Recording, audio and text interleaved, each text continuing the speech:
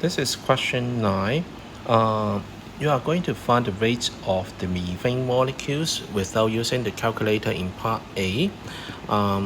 This means that you have to use some step in order to make it to be calculated by yourself, but not using the calculator directly.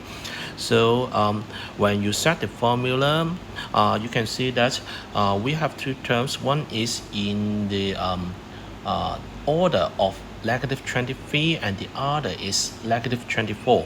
In order to do the addition, you have to make it to be the same.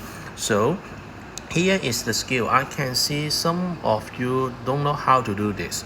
If we want to change the order of both of the term into -23, then we try to change 6.696 times 10 to the power -24 into something times 10 to power -23. You should know that if we change it like this, actually the second part of this term will increase its value.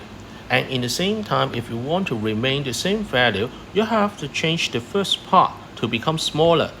That means change it into 0.6696. And if you don't want to make it to be the order of -23, it is the same. You can change the first term 1.994 times 10 to the power -23 into -24.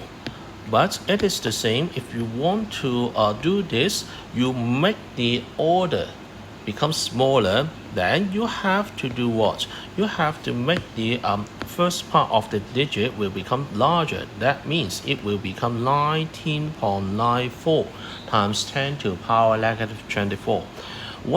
Once you can make the both of the term to be the same order, then you can do the subtraction like what you can see in the solution.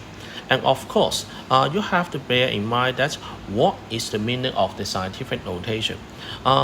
So the first part of this term must be in the integral value. The largest digit must be integer.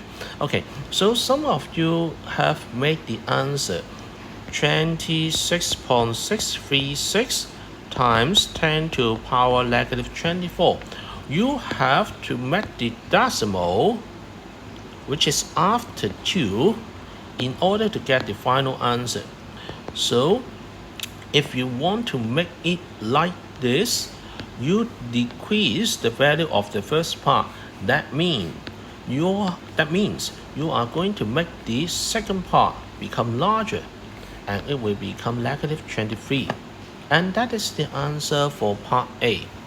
And for part B, you can see how many methane molecules are there in 1 kg of methane. That means you have to derive 1 kg methane into different molecules, and you have to find the numbers. So it is 1 kg divided by the weight of 1 methane molecule. So you have to make it into the same units first. So 1 kg will become 1000 grams. And the common problem of your answer is that for part A, you use 3 significant to represent your answer in part A. Of course, this is okay. However, if you want to use this answer into the next part question, then you have to make it to be exact value in order to do it correctly. Okay, so many of you are using 2.66 times 10 to the power -23. Even you are going to use the exact value in your calculator, but your presentation is not correct if you want to use if you just use the approximate value of it. So if you use 2.66 times 10 to the power -23 in the calculation, then you must lose the mark for the answer. Okay, so next time remember to use the exact value or the expression in the next part, or you can just write down all the digits in your calculator to show that you are using the exact value to do that. never use the approximate value in doing the question in the last part.